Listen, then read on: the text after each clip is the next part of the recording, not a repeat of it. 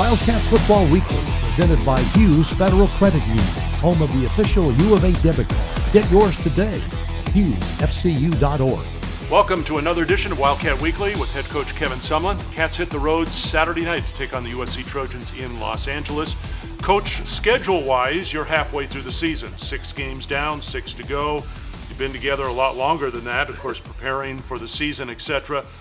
But at this midway point of the schedule, what do you like about your team? What would you like to see them do better? Well, I think we've made some strides, with some of the depth across the board, particularly on the defensive line. I think our 3 linebackers, we've found a way to get them on the field and use some multiple things on defense from a coverage standpoint. We need to get some consistency on offense, and from quarterback play. I think, JJ coming back last week, I think you can see the difference there. Now, as soon as we get him, we lose 2 other running backs, so we've got to try to stay healthy. The depth that we've gotten used to at running back, I think, has really helped because, Michael Wiley had a nice game, Tilford had a nice game, JJ being back because we need him. And because we're not as deep at receiver as we need to be, and we got to keep developing our guys on the perimeters for us to be an explosive offense. I want to go back to that defensive front you talked about. Trayvon Mason is one of the new guys, 7 tackles on Saturday night. Where has he come from, really, since that first day of practice till now? He's come out of nowhere, really. I mean, that's why we recruited him. He's a really large young man, and he's tough to block. He's long, he's athletic, he's 305 pounds. He's probably closer to 6'6" than he is to 6'4", and with that length, he's playing well, and he's a problem in there, but he's what we thought we were recruiting when he got here, and he just continues to get better every week.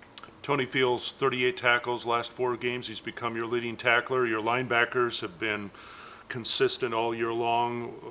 What has made Tony even better here of late? I just the guys you were just talking about, Trayvon Mason, right? Those guys in front of him, Finn Conley, have been making plays, and when they're not making plays, they're keeping people off of them. And so it's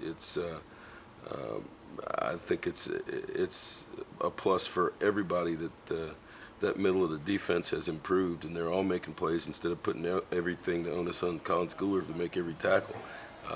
Everybody's asked me about, Colin's production is down this year. Well, that's not necessarily the case. He's still one of the top tacklers in this league. The best part of it is he didn't have to make every tackle. We got other guys making plays. Nathan Tilford, over the last 3 games, is averaging 7.5 yards per carry. And you've talked so much this year about your depth at running back and the different styles those guys have. Why has Nathan been so effective lately? It's different. We were kind of talking about it yesterday. I mean, he is he's got a different pace. He's a bigger guy. He bounces. People bounce off of him, and he gets extra yards. He's just. He's not as flashy as some of these guys, and maybe doesn't do some of the things that these other running backs do, but he just makes yards, and and he gets in the red zone, he scores points. So, yeah, he's been extremely effective.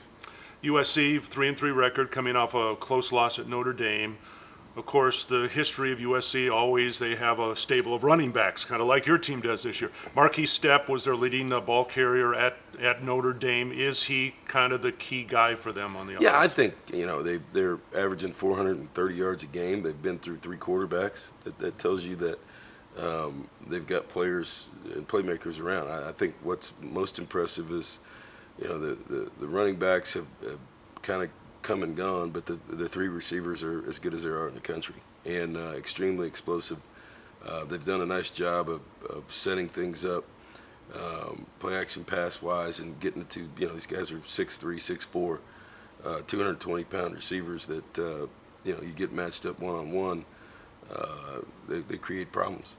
You've talked about their young defensive front. They've got a freshman, Drake Jackson, 8 tackles for loss so far, 3 sacks on the season. Where is he most effective, and how do you try and neutralize him? He's most effective wherever he is. You know, we got to be aware of him. I thought their front last year was really, really good, and they had a couple freshmen. They're not sophomores now, so they've got young, athletic front that can play the run and the pass. But yeah, we've got to be aware of where Johnson is at all times.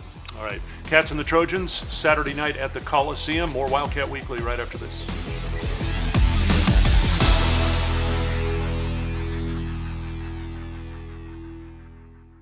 Life is what you make it, full of endless possibilities and opportunities at every corner. In our fast-paced world, where you bank matters. Hughes helps you with what matters most, delivering dreams, adding value to your life, for you, your family, and your future. We are local, rooted in the community you call home. Join us on the journey of life. Hughes Federal Credit Union, recognized by Forbes as one of Arizona's best credit unions 2 years in a row.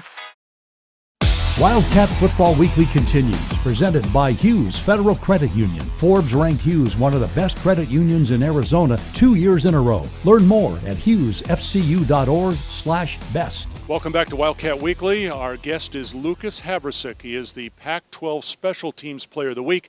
2 field goals last week, including a 51-yarder, so congratulations on that. There's probably not a lot of hardware to go with it, but it was certainly a nice effort on your part. Tell us about the season to date now in terms of just how you feel out there, and you've also kicked a 53-yarder earlier this year at Hawaii.